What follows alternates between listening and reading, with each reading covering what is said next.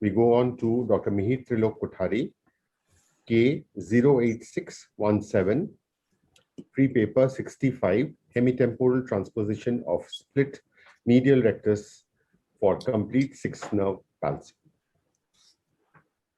Good afternoon, sir. Good afternoon, colleagues. I am presenting a novel technique for the management of complete lateral rectus palsy, wherein the medial rectus of the same eye is disinserted, split into two halves. One half is temporally transposed and the other half is recessed and put on an adjustable suture. There is no financial conflict in this presentation. There is a disclaimer. This case is reported in Indian Journal of Ophthalmology case reports, and the complete video is available on the YouTube link. It all started in 2013 when the horizontal muscle transposition for the correction of complete third nerve palsy was first time described by Bursen Gokigit in two cases. He transposed the split lateral rectus medially to correct congenital third nerve palsy. The results were phenomenal and it changed the way we manage complete third nerve palsies.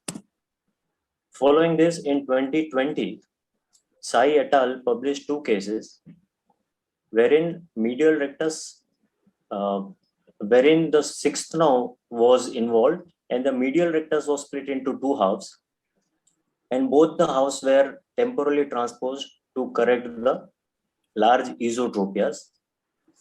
However, there were potential complications in both the procedures, such as overcorrections, lack of adjustability, lack of abduction or adduction postoperatively, presence of residual or induced vertical deviations, and of course, vision-threatening situations such as uveal effusion and optic nerve compression because of the split muscles compressing the neurovascular bundles. So in this particular technique that we described, it's only the half part of the split muscle is being transposed in this particular situation for the lateral rectus palsy. This is the consent for the publication and presentation of this particular patient from the parents. This was a 9-year-old child who at age of 5 years developed right eye lateral rectus embryonal rhabdomyosarcoma, diagnosed on incisional biopsy, following which he first had an excision biopsy, later partial exenteration for the recurrence, and he had 3 + 6 cycles of chemotherapy and 45 GY of orbital radiotherapy. When he presented to us, as you see over here, he had right eye esotropia, he complained of diplopia, his vision in the right eye was 6/60, though there was no RAPD and we couldn't find any optic nerve dysfunction, probably it was amblyopic eye. There was a small V pattern and there was 4 prism of right over left hypertropia of the right eye. The force reduction test done preoperatively as well as under general anesthesia demonstrated tight medial rectus muscle. Under general anesthesia, the limbus were marked using the Holmes dots so that there is no induced vertical deviation when we transpose the muscle. The medial rectus was split into upper 1/3 and lower 2/3. The upper 1/3 was disinserted and recessed by 12 mm and was also infraplaced so that a small hypertropia could be corrected.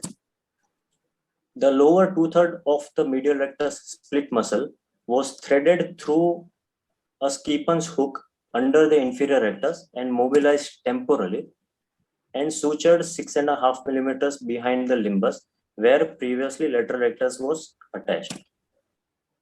A Fiden suture was applied as seen over here just in front of the inferior oblique muscle. It was a 6-0 Prolene suture. At end of the surgery, adduction and abduction force reduction test was done to make sure they are free. Post-operatively, right now, after 16 months of follow-up, the patient maintains very good alignment and is diplopia free. Incidentally, this patient had developed Pseudomonas infection in the lateral area where we had an adjustable suture, which was treated with antibiotics and squirrel patch graft. In this particular panel, it shows presence of around 3 mm of adduction and abduction. Why did we choose this particular procedure in this patient? Because medial rectus recession was necessary as forced reduction test was positive. Second, we wanted to avoid operating on the vertical recti because patient did not have lateral rectus. We were already working on the medial rectus, and this was a radiated orbit and excentrated, partially excentrated orbit where vascular compromise in ciliary circulation was expected.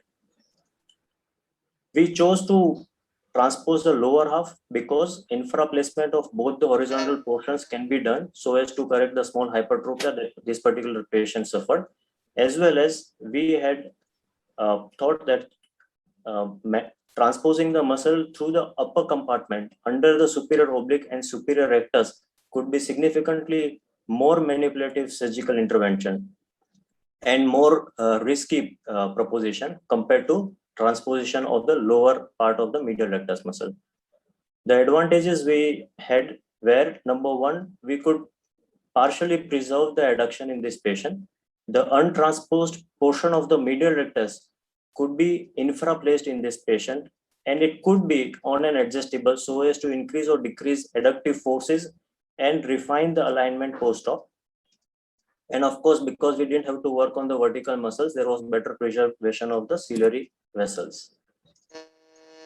Limitation of this technique is passing the portion of medial rectus beneath the inferior rectus and then applying a posterior fixation suture in front of inferior oblique may offer significant difficulty for inexperienced surgeons. Of course, co-contraction and globe retraction in adduction are distinct probabilities, but it didn't happen in our patient. And TH-TSMR, which we just described, appears to be a little more aggressive than the standard Nishida's procedure or Johnston procedure. In conclusion, we believe the technique which we just described is useful for patients suffering from complete lateral rectus palsy with a failed transposition procedure or where transposition is just not possible.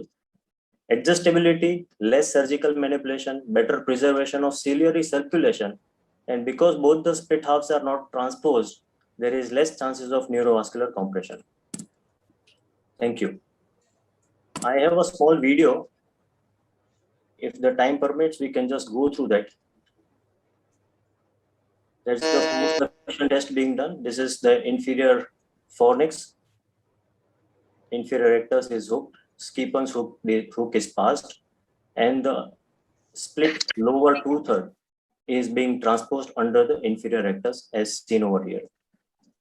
This is just to convey to you that transposition of even a tight medial rectus when combined with a recession is not difficult in such situations.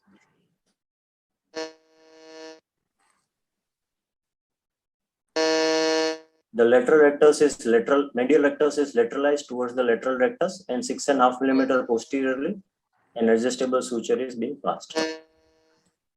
Thank you very much for your kind attention.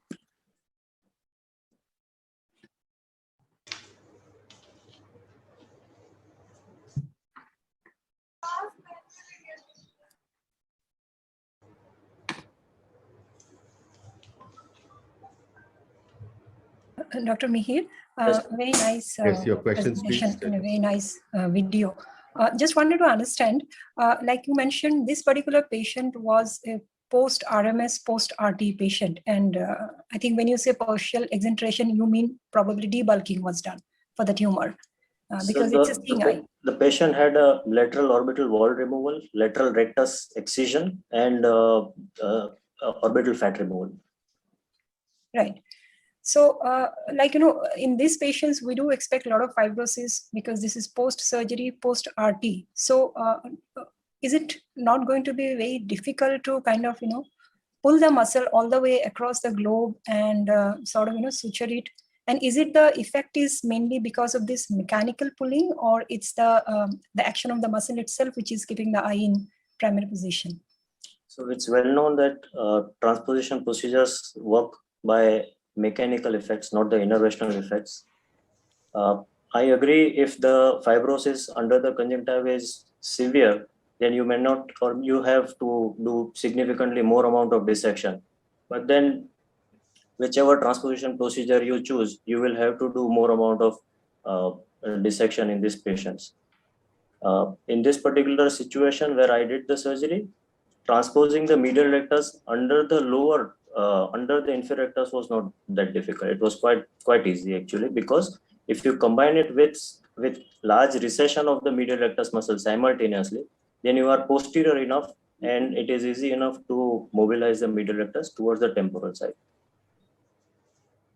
Mihir, as usual, it was a good presentation. The only thing is when you're doing tight muscles, no, usually Burson and their colleagues, when they devised the procedure for third nerve palsy, they were actually not doing it for tight muscles. The first contact indication was it should not be done in tight muscles.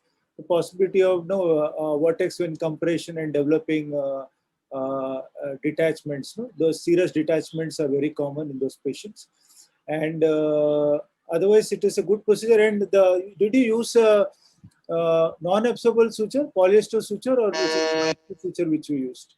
So regarding the first aspect of not transposing a tight muscle, if you split the medial rectus enough, that is 15 to 20 millimeter posteriorly, and simultaneously you do the recession of medial rectus muscle, I feel it is quite easy to mobilize the medial rectus muscle under the inferior rectus muscle. It will be difficult under superior rectus because superior rectus and superior oblique has a different kind of an anatomy, and transposing both the halves becomes difficult. As far as your second question is concerned, we have put a Prolene, 60 Prolene on the temporal side as a Fadden myopexy in this patient. And your patient actually showed an inferior oblique overaction. If you go back to your slides, it was showing an inferior oblique overaction. Did the patient have an associated SO palsy also? The superior fourth nerve palsy was also involved, which caused a hyper in the primary position? There was no there was a V pattern pre-operatively. So a small amount of extortion was existing pre-operatively itself. But there was no superior oblique palsy as such. Head tilt test was negative, and depression in adduction was normal. Because at post-op, it looked like a pattern strabismus. The post-operative photographs from V pattern, I think it had become A pattern. What was the reason for that? Could be a mechanical effect of the medial rectus, which is transposed under the inferior rectus and inducing some amount of abducting force in down gaze.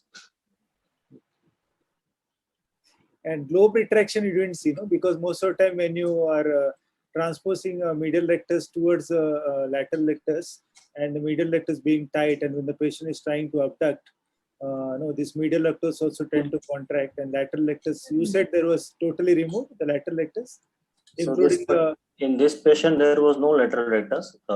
It was excised, but we would expect globe retraction as well as some amount of palpebral aperture changes like Duven's when patient is in adduction. But in our patient, there was no such ocular motility disturbance noticed.